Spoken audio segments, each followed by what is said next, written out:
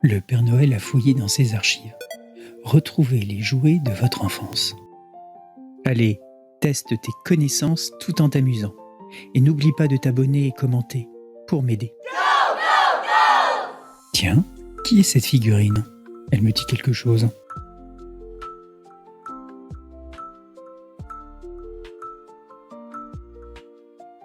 Il s'agit de Margot dans le manège enchanté.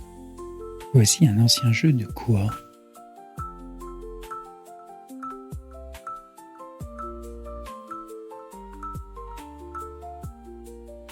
Voici un ancien jeu de loto, ou loterie comme on disait à l'époque. Ce jeu-là a meublé bien des soirées.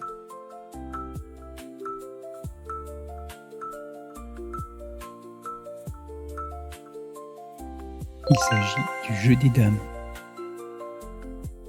Voilà encore un vieux jouet de bois.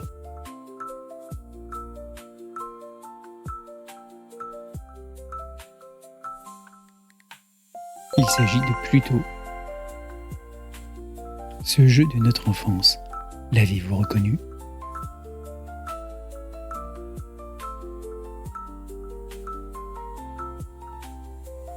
Il s'agit du nain jaune.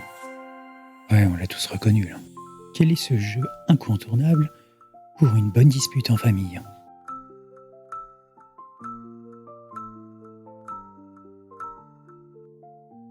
Il s'agit du Monopoly, créé en 1931 par Charles Darrow.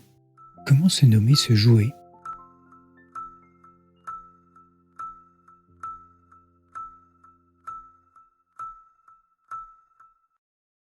Il s'agit d'un baigneur en celluloïd. J'ai encore celui de ma maman. Ce jeu est une antiquité.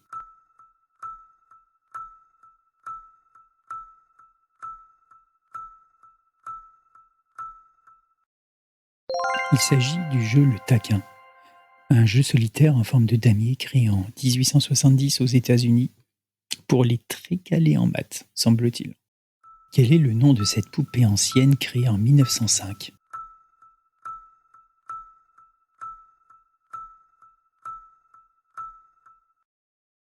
Il s'agit de Bleuette. Pour le lancement du journal La Semaine de Suzette, elle fut créée dans le but d'en faire un cadeau aux abonnés. C'est ce qui l'a popularisé. Quel était le nom de ce jouet en bois?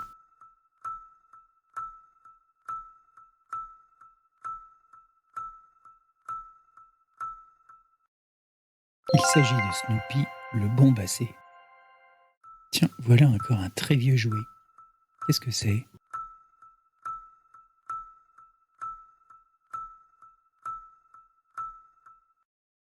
J'ai eu une toupie qui ressemblait à ça, mais malheureusement ma curiosité m'a poussé à la démonter. Le Père Noël vient de retrouver dans sa hotte, mais vraiment une très ancienne BD.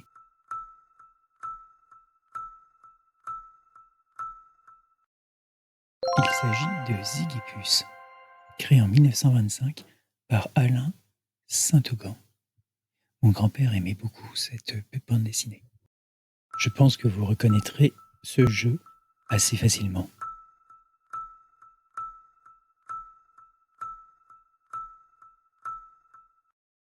Le Scrabble a été conçu par l'architecte new-yorkais Alfred Mosher Butts, né en 1899 et mort en 1993.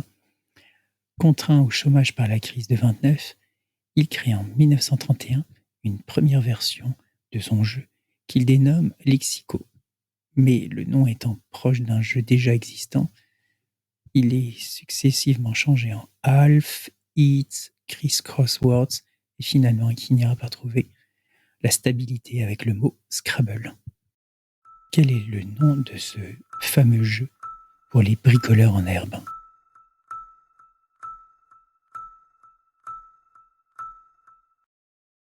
Il s'agit du mécano. La création du jeu se fait en 1898 à Liverpool, dans un atelier où Frank Hornby s'amusait à inventer un jeu de construction à base de vis et d'écrous pour ses enfants. Il donne ainsi naissance au système mécano qui sera breveté en 1901. À quelle célèbre marque associe-t-on la pâte à modeler?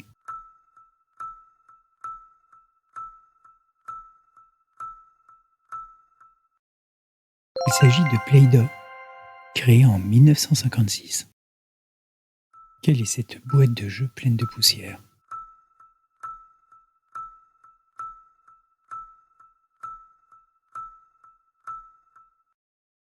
Il s'agit du jeu des petits chevaux, avec les dés et les chevaux à l'intérieur. Comment appelle-t-on ces trissages de fils colorés?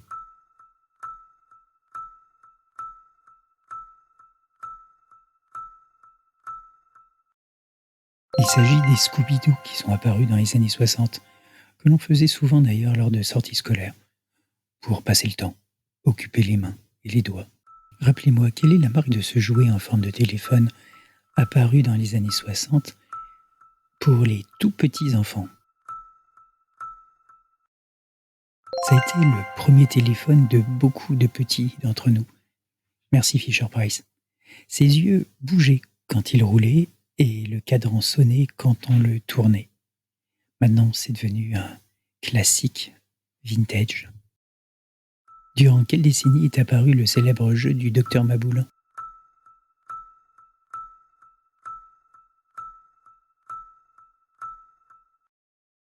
Il a été créé en 1965 par John Spinello. Le jeu consiste à retirer des éléments en plastique placés dans des cases qui sont sur le patient. Le nez du patient est une ampoule rouge qui s'allume en cas d'échec.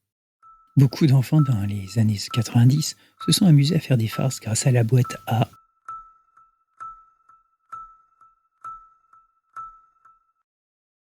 En introduisant le doigt dans une pâte contenue dans la boîte, cela permet de reproduire le bruit d'un P. Merci d'avoir participé à ce quiz. Mon moteur, c'est vous, c'est vos commentaires, vos likes et vos partages. Allez, à bientôt.